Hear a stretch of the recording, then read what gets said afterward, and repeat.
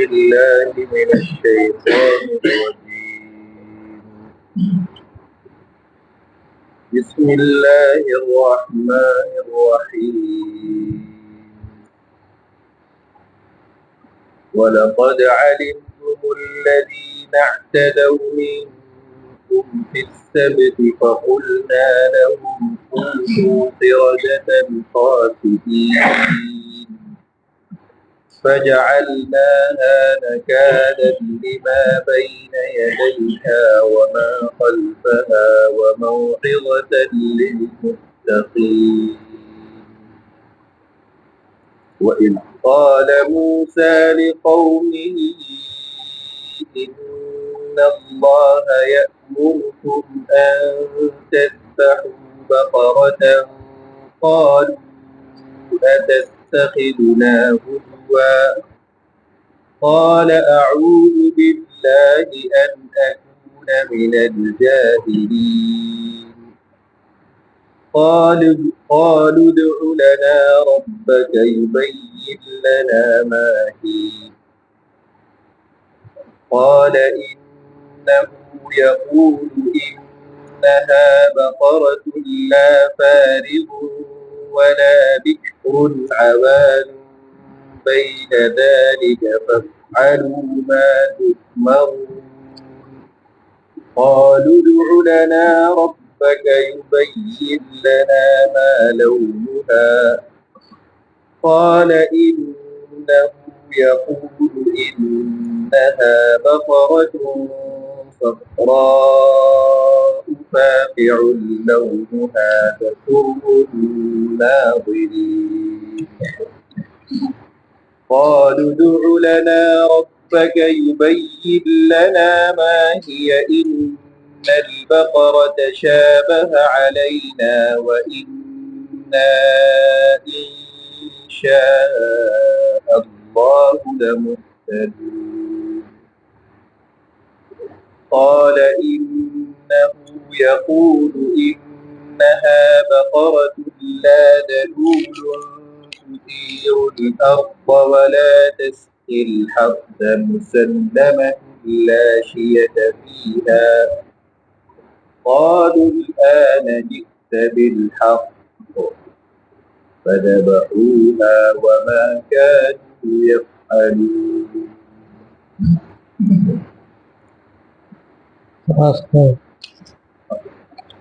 وہی بات ہے. وَإِذْ قَتَلْتُمْ نَفْسًا فَادَّارَأْتُمْ فِيهَا وَاللَّهُ مُخْرِجٌ مَا كُنتُمْ تَكْتُمُونَ. فَقُلْنَا اضْرِبُوهُ بِبَعْضِهَا كَذَلِكَ يُحْيِي اللَّهُ الْمَوْتَى وَيُرِيكُمْ آيَاتِهِ لَعَلَّكُمْ تَعْقِلُونَ. ثُمَّ قَسَتْ قُلُوبُكُم مِّن بَعْدِ ذَلِكَ فَهِيَ كَالْحِجَارَةِ أَوْ أَشَدُّ قَسْوَةً وَإِنَّ مِنَ الْحِجَارَةِ لَمَا يَتَفَجَّرُ مِنْهُ الْأَنْهَارُ وَإِنَّ مِنْهَا لَمَا يَشَّقَّقُ فَيَخْرُجُ مِنْهُ الْمَاءُ وَإِنَّ مِنْهَا لَمَا يَهْبِطُ مِنْ خَشْيَةِ اللَّهِ وَمَا اللَّهُ بِغَافِلٍ عَمَّا تَعْمَلُونَ.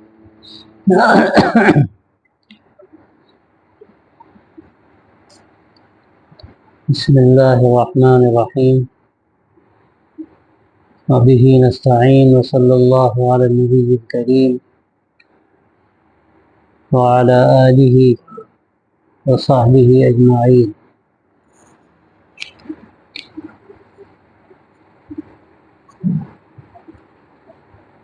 پہلے جو دو آیتیں ہیں اس میں ایک خاص واقعے کی طرف اشارہ ہے. وَلَقَدْ عَلِمْتُمُ الَّذِينَ اعْتَدَوْا مِنْكُمْ فِي السَّبْتِ. اور یہ علمتم کا جو لفظ ہے اس سے یہ بات واضح ہوتی ہے کہ وہ واقعہ ان میں عام تھا، مشہور تھا، تو لوگ جانتے تھے اس کو. سنیچر کا جو دن تھا وہ یہودیوں میں خالص عبادت کا دن تھا، اور اس میں کوئی دنیا کا کام ان کے لیے کرنا درست نہیں تھا، کہ ممانعت تھی اور بڑی سخت ممانعت تھی۔ خود تورات سے ہی اندازہ ہوتا ہے کہ اس میں اگر کوئی اس دن کام کر لے دنیا کا، اس کا ایسا سخت حکم تھا کہ اس کو قتل کیے جانے کی اس میں بات لکھی گئی ہے کہ اگر کوئی دنیا کا کام اس دن کرے تو اس کو قتل کر دیا جائے۔ اس حد تک سختی تھی، اس میں شدت تھی۔ اور یہ تو اللہ نے اس امت کے ساتھ بڑے انعامات فرمائے ہیں، بڑی سہولتیں دی ہیں۔ گزشتہ امتوں میں جو احکامات رہے ہیں بڑے سخت بعض احکامات، تو سنیچر کے دن ان کو یہ کہا گیا تھا کہ بس عبادت میں مشغول رہیں اور کوئی دنیا کا کام نہ کرے۔ لیکن کچھ لوگ ایسے تھے جو اپنی چالاکی سے فائدہ اٹھانا چاہتے تھے، اسی کا یہاں پر تذکرہ کیا گیا ہے، اور ان کا طریقہ یہ ہوتا تھا۔ اب یہ کون لوگ تھے؟ بعضوں نے اس کا زمانہ متعین کیا ہے کہ حضرت داؤد علیہ السلام کے زمانے کے یہودی تھے، اور مقام اعلیٰ کے لوگ تھے، وہاں کے رہنے والے تھے۔ ظاہر ہے کسی کوئی بہت زیادہ تعین تو نہیں ہے صحیح روایتوں میں، کوئی بھی ہو، لیکن واقعہ جو بیان کیا گیا وہ یہ ہے۔ اور یہ واقعہ جو تھا یہودیوں میں مشہور تھا کہ وہاں کے یہودی یہ کرتے تھے کہ جو سنیچر کا دن ہوتا تھا، کام تو منع تھا، یہ عجیب اتفاق تھا، وہ سمندر کے کنارے رہتے تھے، اللہ تعالیٰ آزماتا تھا ان کو۔ اب سنیچر کے دن ان کا پیشہ یہی تھا، زیادہ تر مچھلیوں کا شکار کرتے تھے، کھاتے بھی تھے اور بیچتے بھی تھے۔ اب ہوتا یہ تھا کہ سنیچر کا دن جو آتا تھا تو اس دن مچھلیاں بہت آتی تھی، لگتا تھا کنارے اچھل نہیں، اور ان کے اسی طرح دل بھی اچھلتے تھے۔ اب کیا کریں، سنیچر کے دن شکار تو کر نہیں سکتے، یعنی ظاہر ہے دنیا کا کام ہے اور دنیا کے کاموں سے منع کیا گیا۔ تو اب وہ اس میں ہیرا کرتے تھے، اور ہیرا یہ کرتے تھے کہ پہلے سے سمندر کے کنارے بڑے بڑے گڑھے بنا لیتے تھے، پہلے سے ہی کام کر لیتے تھے، اور جب دیکھتے تھے سنیچر کو بہت مچھلیاں آ رہی ہیں تو بس ذرا سا وہ اس میں حد چھوڑتے تھے، بہت ذرا سی مٹی نکال دیتے تھے اور سمندر کا پانی گڑھوں میں آ جاتا تھا، اور ظاہر ہے پانی آتا تو مچھلیاں بھی آ جاتی تھیں۔ اور جب مچھلیاں آ جاتی تھیں تو وہ چھوٹا سا راستہ تھا، یہ تو بند کر دیتے، نہیں بند کرتے تو مچھلیاں بھی جائیں گی کہاں؟ تھوڑا سا پانی ہوتا تھا اس میں، وہی اچھلتی رہتی تھی، ورنہ تو جو تھوڑا سا انہوں نے منفذ بنایا ہوتا تھا، نالی بنائی ہوتی تھی، اس کو بند کر دیتے۔ اب مچھلیاں آ گئی اس میں۔ اب جب سنیچر کا دن گزر جاتا تھا تو آرام سے وہ ان مچھلیوں کا شکار کرتے تھے۔ تو یہ ان کا ہیلا تھا، اسی کے بارے میں بات کہی جا رہی ہے کہ یہ جو ہیلے تم کرتے ہو یہ سخت چیز، اللہ تبارک و تعالیٰ نے اتنا سخت اس کو ناپسند کیا کہ ان سے کہا کہ بندر و سور بن جاؤ۔ اللہ کا حکم ہوا کہ بندر و سور بن جاؤ، یہ جو تم ہیلے بازی کرتے ہو۔ ایسا سخت قانون تھا ان کے یہاں یہودیوں میں کہ سنیچر کے دن کچھ بھی نہیں کر سکتے تھے، اور وہ گویا پورا کام کر لیتے تھے، ہیلا کرتے تھے، شکار تو نہیں کرتے تھے، اس لیے کہ اگر پورا شکار کرتے تو کہا جاتا تو یہ کیسے کر رہا، لیکن گویا شکار ہی کا ایک طریقہ تھا کہ سمندر سے ان گڑھوں میں راستہ بنا دیتے تھے اور مچھلیاں آ جاتی تھیں اس میں، پھر راستہ بند کر دیتے تھے، بس شکار نہیں کرتے تھے۔ جب سنیچر کا دن گزر جاتا تھا تو مچھلیاں پکڑ لیتے تھے۔ تو ظاہر ہے یہ تو خالص ایسا ہیلا ہے، سب کچھ کرتے تھے اور نہیں کرتے تھے، تو اللہ تبارک و تعالیٰ گویا دھوکہ دیتے تھے۔ اللہ کو جو ان کی بات ناپسند ہوئی وہ یہی بات ناپسند ہوئی کہ اللہ کو دھوکہ دیتے تھے، اسی کا یہاں ذکر ہے۔ وَلَقَدْ عَلِمْتُمُ الَّذِينَ اعْتَدَوْا مِنْكُمْ فِي السَّبْتِ فَقُلْنَا لَهُمْ كُونُوا قِرَدَةً خَاسِئِينَ، اور تم ان لوگوں کو خوب جانتے ہو جو سنیچر میں حد سے آگے بڑھ گئے، تو ہم نے ان سے کہہ دیا کہ ذلیل بندر بن جاؤ۔ سنیچر میں حد سے آگے بڑھ گئے، اس کا ذکر سورہ اعراف میں غالباً بڑی تفصیل سے آیا ہے یوم لا یثبتون لا تأتیہم سے پہلے کیا ہے؟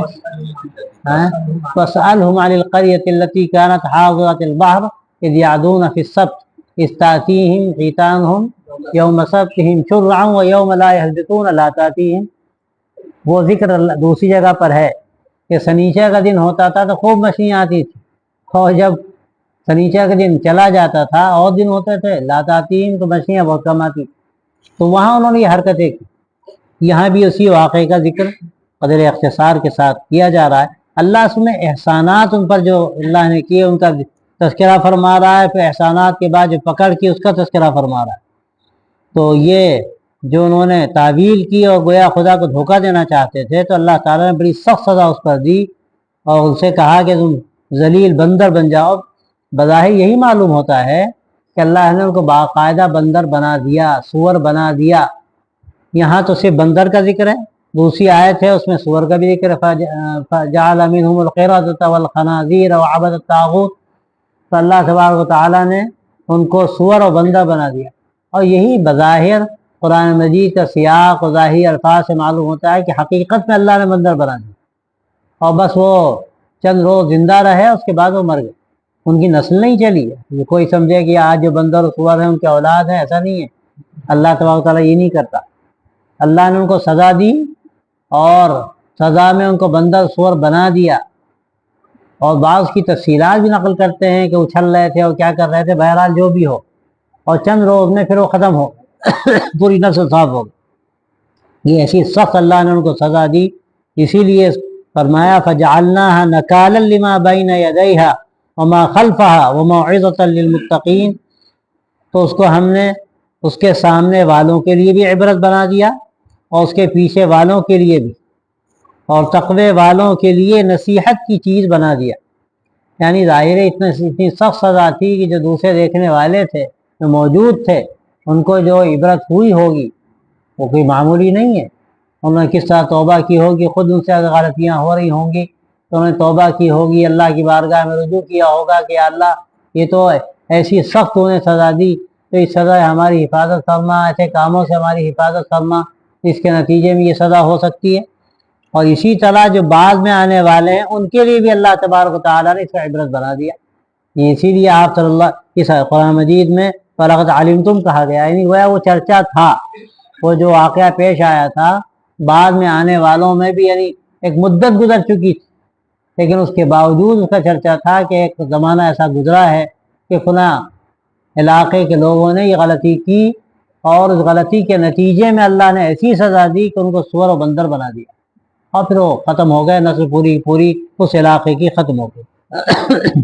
تو پہلا تو واقعہ یہ نقل کیا اور اس کے بعد ایک دوسرا واقعہ نقل کیا جا رہا ہے یہاں پر. اور ابتدائی جو آیتیں پڑھی گئیں اس میں ایک خاص ان کو جو حکم دیا گیا تھا اس کا تذکرہ ہے، اور اس کے بعد کی آیتوں میں جو واقعہ نقل کیا گیا ہے ظاہری طور پر یہی لگتا ہے کہ وہی واقعہ اس حکم کا سبب بنا. وہ جو واقعہ بعد میں نقل کیا جا رہا ہے وہی واقعہ اس حکم کا سبب بنا تھا، اس کا ذکر بعد میں کیا گیا. لیکن ان کی چونکہ نافرمانی دکھانی تھی، اس کا جو ان کو حکم دیا گیا تھا وہ حکم انہوں نے کس طرح پورا کیا، رگڑ کے سوال پہ سوال کر کے، تو اس کا تذکرہ پہلے کیا گیا.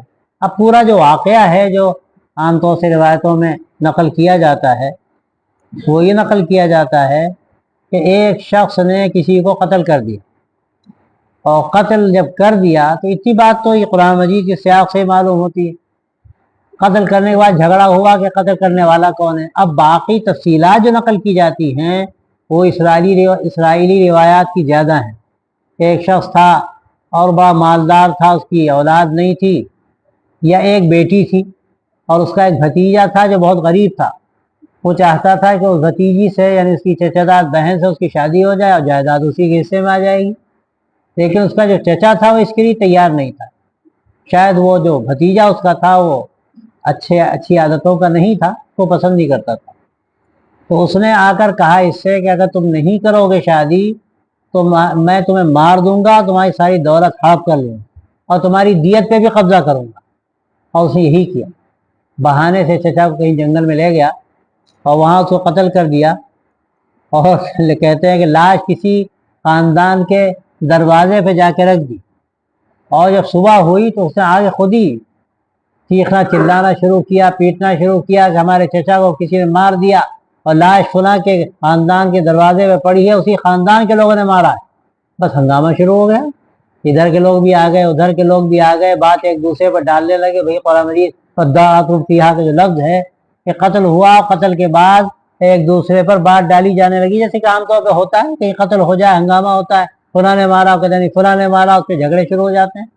اب جھگڑا بہت آگے بڑھا جب، تو لوگوں نے کہا کہ جھگڑا کیوں کرتے ہو، اللہ کے نبی موجود ہیں، موسیٰ علیہ السلام ہیں، چلو ان کے پاس، وہ جو فیصلہ کریں گے ہم اس پر راضی ہو جائیں گے۔ حالانکہ یہ بات پتہ نہیں کس طرح انہوں نے کہی، کوئی بات تو مانتے نہیں تھے، لیکن انہوں نے دیکھا کہ اگر یہاں پر ان کو حکم نہ بنایا تو بڑی تباہی مچ جائے گی۔ حضرت موسیٰ علیہ السلام سے آ کر انہوں نے یہ قصہ سنایا۔ حضرت موسیٰ نے اللہ سے دعا کی، یا اللہ میں کیا فیصلہ کروں؟ تو پھر اللہ تبارک و تعالیٰ کی طرف سے یہ حکم آیا کہ ان سے کہو کہ گائے ذبح کریں، اور ذبح کرنے کے بعد آگے روایت آگے جو آیتیں ہیں اس میں اس کی وضاحت ہے کہ ذبح کرنے کے بعد اس گائے کا گوشت تھوڑا سا لیں، کوئی ٹکڑا اس کا، اور یہ مقتول جو ہے اس مقتول پر ماریں۔ جب وہ ٹکڑا اس مقتول پر ماریں گے تو وہ مقتول زندہ ہو جائے گا، اور زندہ ہو کر بتا دے گا قصہ کیا ہوا۔ اب جب ان سے یہ کہا گیا کہ جانور ذبح کرو پہلے مرحلے میں، بس کہنے گے اللہ اے موسیٰ تم تو ہم سے ٹھٹا کرتے ہو، ہم سے ہنسی مذاق کرتے ہو، ہم کہہ رہے ہیں کہ مسئلے کا حل پیش کرو، تم کہتے ہو گائے ذبح کرو۔ یعنی ان کو سمجھ میں نہیں آیا، اور ایک سبب اس کا شاید یہ بھی تھا کہ مصریوں میں گوشالہ پرستی بہت تھی، وہ گائے کو پوجتے تھے، مقدس سمجھتے تھے، اور یہ چیزیں اسرائیلیوں میں بھی پیدا ہو گئی تھی۔ اس کا ذکر پہلے بھی آ چکا ہے، جب وہاں قصہ پیش آیا تھا، سامری نے بچڑا بنایا اور مزہ آ گیا ان کو، بھٹی میں گائے کی تقدیس پڑی ہوئی تھی، لگتا تھا اپنے آس پاس کے لوگوں کو دیکھ دیکھ کے وہ چیز ان کے دماغ میں گھس گئی تھی، میلے ٹھیلے یہ سب اچھا لگتا تھا۔ تو حضرت موسیٰ نے جب گائے کے بارے میں کہا ذبح کرو تو ان کی سمجھ میں نہیں آ رہا کہ بھائی ہم کہہ رہے ہیں کہ قاتل کا پتہ بتاؤ، یہ کہتے ہیں گائے ذبح کرو، اور اس لیے بھی ان کو سمجھ میں نہیں آ رہا تھا کہ وہ گائے کو ایک طرح سے مقدس سمجھتے تھے۔ اور یہاں بقرہ کا لفظ ہے، اور بقرہ گائے کو ہی کہتے ہیں۔ اب یہ جھگڑا کہ گائے تھی یا بیل تھا، یہ میرے سمجھ میں تو آتا نہیں، بقرہ جو ہے گائے کو ہی کہتے ہیں، اور آگے بھی جو تفصیلات ہیں اس سے بھی اندازہ ہوتا ہے کہ مراد گائے ہے، بیل نہیں ہے۔ اب اس کے بعد انہوں نے قصہ شروع کیا، سیدھی بات تھی، کوئی گائے لاتے ذبح کر دیتے، معاملہ ختم ہو جاتا۔ انہوں نے یہ نہیں کیا، جب کہا گیا ان سے گائے ذبح کرو، ان اللہ یأمرکم ان تذبحوا بقرہ، اور جب موسیٰ نے اپنی قوم سے کہا کہ اللہ تمہیں یہ حکم دیتا ہے کہ تم ایک گائے ذبح کرو، وہ بولے کہ کیا آپ ہماری ہنسی کرتے ہیں؟ قالوا اتتخذنا ہزوا قال اعوذ باللہ ان اکون من الجاہلین، انہوں نے کہا میں اس سے اللہ کی پناہ چاہتا ہوں کہ میں نادانوں میں سے ہو جاؤں۔ اللہ تبارک و تعالیٰ کے احکامات کے بارے میں ہنسی ٹھٹا کرنا یا اس میں اس طرح کی باتیں کرنا، یہ تو نادانوں کا کام ہے، جاہلوں کا کام ہے۔ کیا میں اس جہالت کی بات تم سے کروں گا؟ کیسی بیکار کی باتیں کرتے ہو؟ یہ تو اللہ کا حکم ہے جو میں تم سے بیان کر رہا ہوں، تم کو ہنسی ٹھٹا نہیں کر رہا ہوں تم سے۔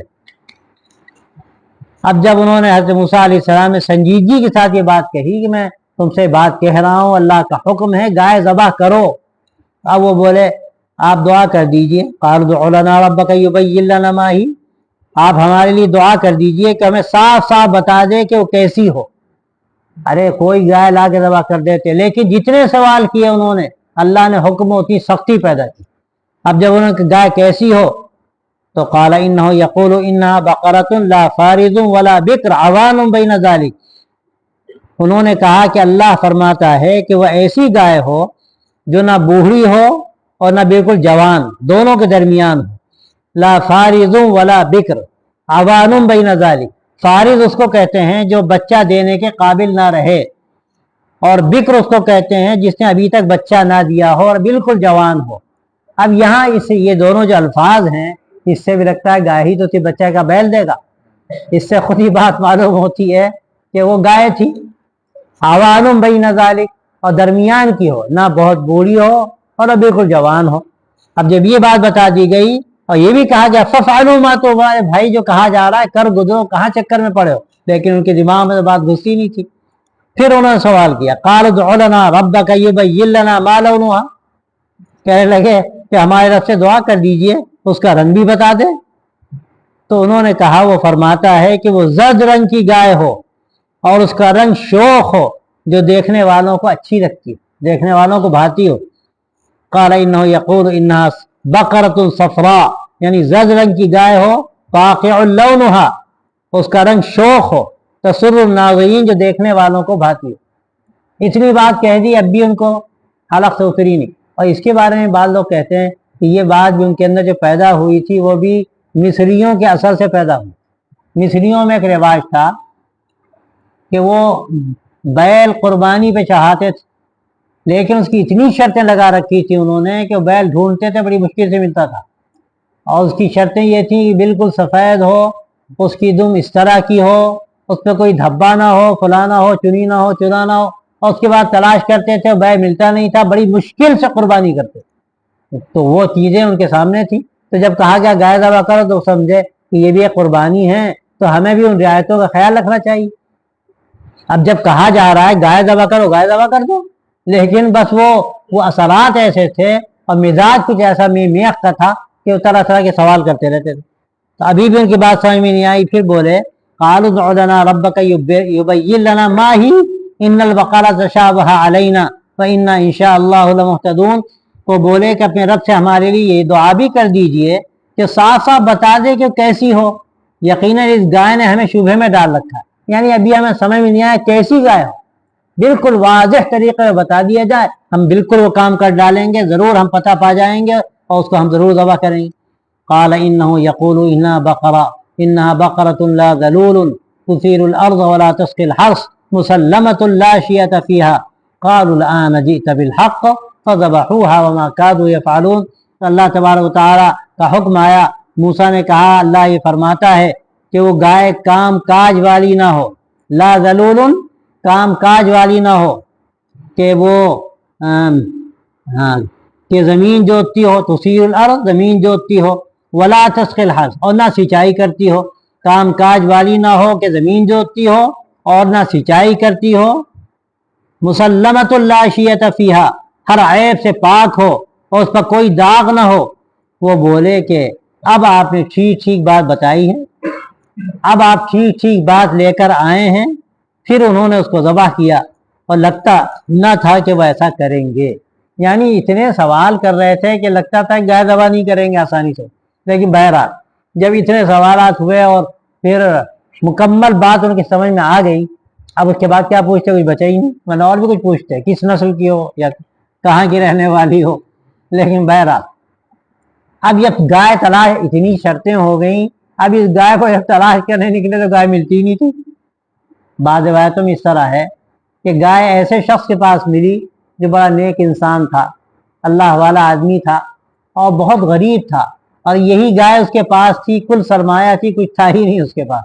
اب جب وہاں پہنچے اور اس نے دیکھا گائے ہے ان لوگوں نے, تو اس سے معاملہ کرنا چاہا کہ وہی گائے دے. کہا میرے پاس یہی ایک گائے, میں کیوں دے دوں.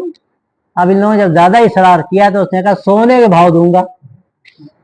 پورے اس نے کیا کیا, سونا تولوا لیا گائے کے وزن کے اعتبار سے. وہ تو بالکل وہاں کا مالدار آدمی ہو گیا.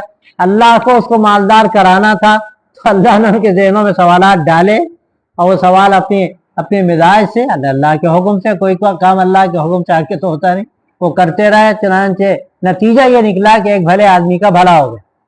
خیر اس سے گائے خریدی انہوں نے, گائے ذبح کر دی. یہ واقعہ تو یہاں پر بیان کر دیا گیا جس میں ان کو گائے کو ذبح کرنے کے لیے کہا گیا تھا, اور اس کے بعد سوالات ہوئے. اب آگے جو بات کہی جا رہی ہے, وَإِذْ قَتَلْتُمْ نَفْسًا فَادَّارَأْتُمْ فِيهَا وَاللَّهُ مُخْرِجٌ مَا كُنْتُمْ تَكْتُمُونَ, یہ اصل سبب بنا تھا اس حکم کا جو حکم ابھی یہاں پر بیان کیا گیا. اس کا اب یہاں ذکر کیا جا رہا ہے کہ جب تم نے ایک شخص کو مار ڈالا تو اس میں بات کو تم ایک دوسرے پر ڈالنے لگے, اور تم جو کچھ چھپا رہے تھے اللہ تعالیٰ اس کو ظاہر کرنے والا تھا. یعنی تم نے قتل کیا, وہ پورا قصہ پیش آیا, تو وہاں رکھایا جا کے اور کہا خاندان والوں نے مارا ہے. اب خاندان والوں نے کہا جھوٹ بولتا ہے, یہ خود اس نے کچھ کیا ہے. اب جھگڑا بڑھا تو موسیٰ کے پاس آئے, حضرت موسیٰ نے وہ گائے ذبح کرنے کے لیے کہا, گائے ذبح ہو گئی. اب یہاں پر وہ حکم بیان کیا جا رہا ہے جس کی وجہ سے گائے ذبح کی گئی تھی. تو فرمایا کہ فَقُلْنَا اضْرِبُوهُ بِبَعْضِهَا, اللہ کہتا ہے ہم نے کہا, حکم دیا اللہ نے کہ اس گائے کے کسی ٹکڑے کو اس مردے پر مارو, اس مقتول پر مارو. تو اس کا فائدہ کیا ہوگا؟ كَذَلِكَ يُحْيِي اللَّهُ الْمَوْتَى, اللہ تعالیٰ اسی طرح مردوں کو زندہ کرتا ہے, یعنی اللہ اس کو زندہ کر دے گا اور اللہ اسی طرح مردوں کو زندہ کرتا ہے.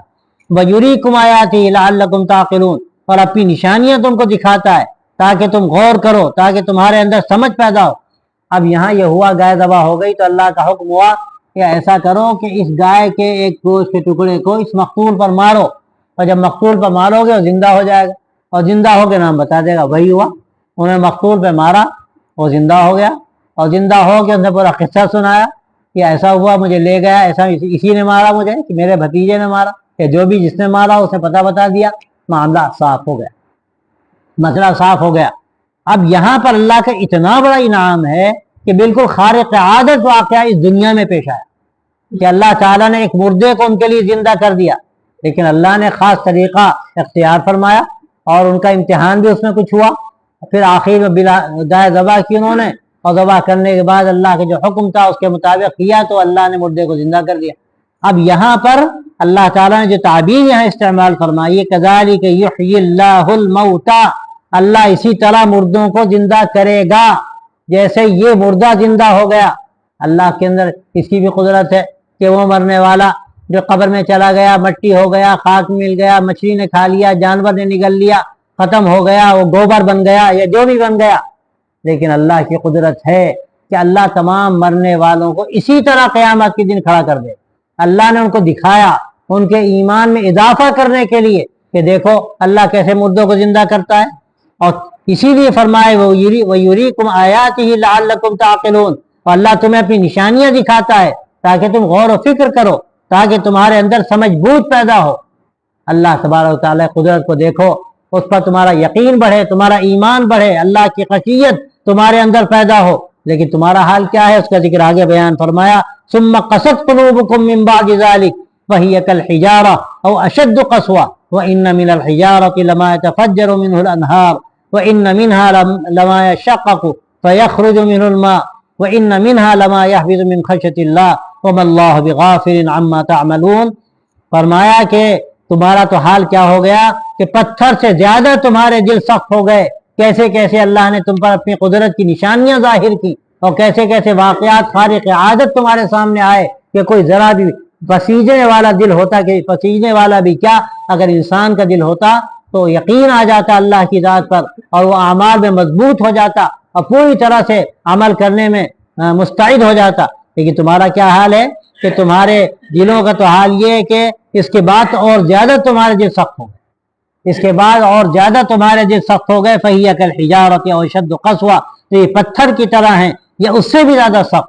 پتھر کی طرح تمہارے دل ہو گئے یا اس سے بھی زیادہ سخت ہو گئے. یہاں ایک بہت اہم بات سمجھنے کی ہے, اس کو یاد رکھیں کہ جب اللہ تبارک و تعالی کوئی معجزہ ظاہر فرماتا ہے اور خارق عادت کوئی واقعہ پیش آتا ہے, اس کے بعد بھی اگر آدمی بات نہ مانے تو پھر اللہ تعالیٰ دلوں پر مہر لگا دیتا ہے. اس کے بعد اللہ تعالیٰ دلوں پر مہر لگا دیتا ہے. اسرائیلیوں کے ساتھ کیا ہوا, بار بار یہ واقعات پیش آئے, بار بار اللہ نے اپنے معجزے دکھائے انبیاء علیہ السلام کے ہاتھوں, اور بار بار خارق عادت چیزیں سامنے آئیں, لیکن حال ان کا یہ تھا سب کچھ ہونے کے باوجود وہ مانتے نہیں. تو ہر واقعہ جو پیش آتا تھا اس کے بعد ان کے دلوں پر مزید ایک مہر لگ جاتی اور زیادہ سختی پیدا ہو جاتی تھی. تو ایسے ان کے دل سخت ہوتے گئے کہ یہاں مثال دی جا رہی ہے کہ جیسے پتھر ہوتا ہے, پتھر سے بھی زیادہ سخت. اور پھر اس کے آگے یہ بات فرمائی کہ ان من الحجارۃ لما يتفجر منه الانہار, یہ پتھر بھی بعض ایسے ہوتے ہیں کہ ان سے نہریں پھوٹ نکلتی ہیں, اور بعض ایسے ہوتے ہیں کہ جب پھٹتے ہیں تو ان میں سے پانی نکل آتا ہے, اور بعض ایسے ہوتے ہیں جو اللہ کے ڈر سے گرنے لگتے ہیں. پتھروں کو آپ دیکھیے, پتھر بھی اتنے سخت نہیں ہوتے جس طرح ان کے دل سخت ہو گئے کہ سب کچھ دیکھتے ہیں اپنی آنکھوں سے, لیکن ان کے اوپر کوئی اثر ہی نہیں پڑتا. اور پتھروں کا تو حال یہ مثال دی گئی کہ دریا جاری ہوتے ہیں, نہریں جاری ہوتی ہیں. عام طور سے آپ دیکھتے ہیں پہاڑوں سے جو پانی آتا ہے, چشمے پھوٹتے ہیں وہاں سے, پہاڑوں سے پتھروں سے چشمے پھوٹتے ہیں.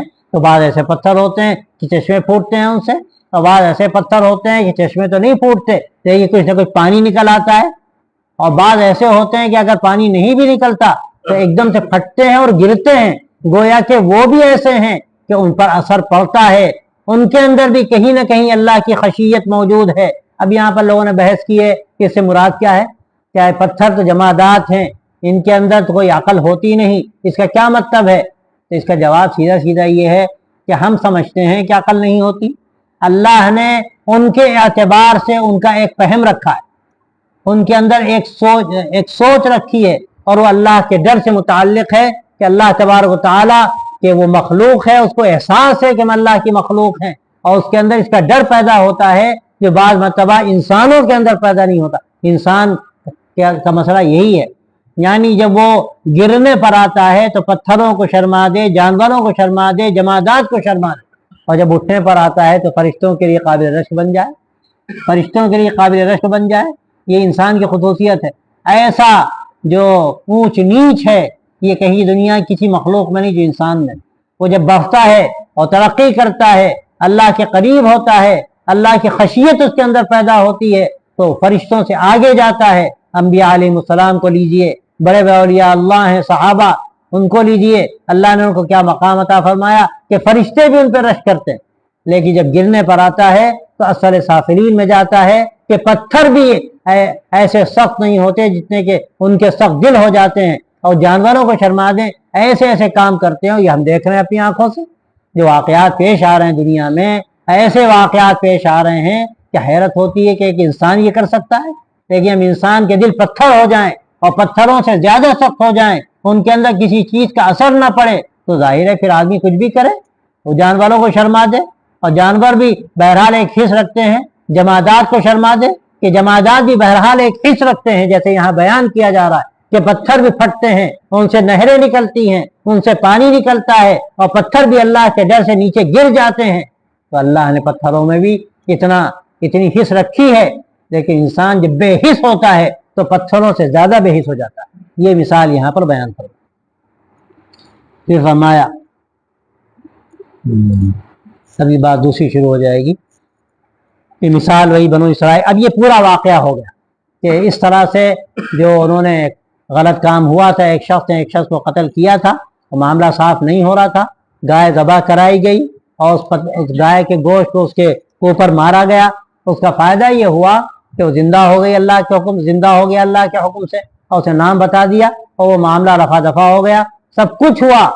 اللہ نے اس کو زندہ بھی کیا کہ اس کو دیکھ کر ان کے اندر خشیت پیدا ہوتی، اللہ کا لحاظ پیدا ہوتا، ان کی زندگی میں ایک تبدیلی پیدا ہوتی، لیکن ایسا کچھ نہیں ہوا۔ تو وہاں مثال پھر اللہ تبارک و تعالیٰ نے دی کہ ان کے دلوں کو اللہ تبارک و تعالیٰ نے ایسا کر دیا ہے کہ پتھر سے زیادہ سخت ہو گئے اور کوئی چیز ان پر اثر انداز نہیں ہوتی۔ یہ پورا واقعہ یہاں پر بیان کیا گیا ہے۔ اب بعض حضرات یہ کہتے ہیں کہ آگے جو واقعہ ہے کوئی اس قتلتم نفسا فادارأتم فیہا، یہ کوئی دوسرا واقعہ ہے۔ ہم کہتے ہیں اس کے کہنے کی ضرورت کیا ہے؟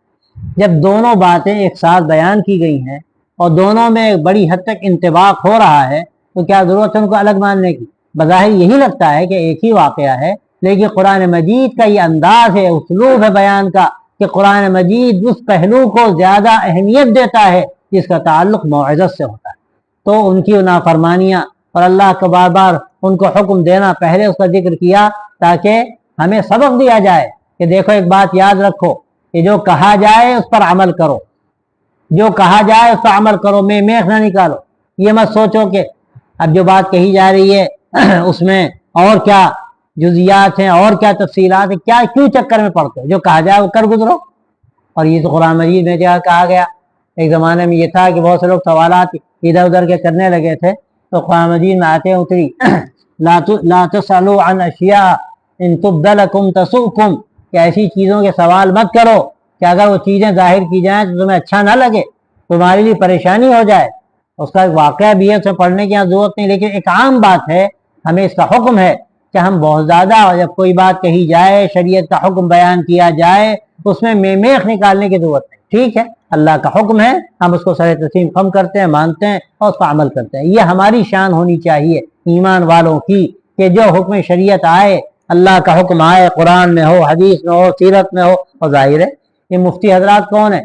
یہ قرآن و حدیث سیرت کو سامنے رکھ کر اس کا مغز پیش کرتے ہیں۔ فقہ اسی کا نام ہے، قرآن و حدیث کے مغز کا نام فقہ ہے۔ وہ چیزیں جو قرآن و حدیث سے نکالی جاتی ہیں اور اس کی روشنی میں جو ہمیں حکم بتایا جاتا ہے کہ اسی کو فقہ کہتے ہیں۔ جب حکم بتایا جائے اگر نہیں سمجھ میں آ رہی بات تو پوچھ رہے آدمی، لیکن جب بات واضح طریقے پر سمجھ میں آ گئی اب اس میں کیوں نکالتے؟ اور پھر بہت سے لوگ ایسے ہوتے ہیں کہ وہ اپنے مطلب کا فتویٰ چاہتے ہیں اور پھر جو استفتاء وہ تیار کرتے ہیں اس میں وہ ہیر پھیر کرتے ہیں۔ یہ بھی اسرائیلی صفت ہے، یہ بھی اسرائیلی صفت ہے، بنو اسرائیل کا طریقہ ہے۔ اس سے بھی بہت بچنے کی ضرورت ہے۔ جو شریعت کا قانون ہے وہ معلوم کرنا ہے، جو عرض حال اس کو کہتے ہیں، جو بات پیش آئی بس وہ بتا دو۔ اب جو حکم ہوگا شریعت کا اس کے مطابق وہ تمہیں بتا دیا جائے گا۔ اس واقعے سے ہمارے لیے اس میں بڑا سبق ہے کہ ہم بھی شریعت کی کوئی بات پوچھیں، جو بات بتائی جائے اس پر عمل کریں، اس میں کوئی میخ نہ نکالیں اور اپنے سوال میں بھی کوئی ایسا ہیر پھیر نہ کریں کہ اپنے مطلب کا جواب ہم چاہتے ہوں اس میں ہمارا فائدہ ہوتا ہو، تو اس کا مطلب یہی نکلا کہ ہم شریعت پہ عمل نہیں کرنا چاہتے، ہم منمانی کرنا چاہتے ہیں، اور اللہ تعالیٰ کو یہ منمانی پسند نہیں۔ وآخر دعوانا الحمدللہ۔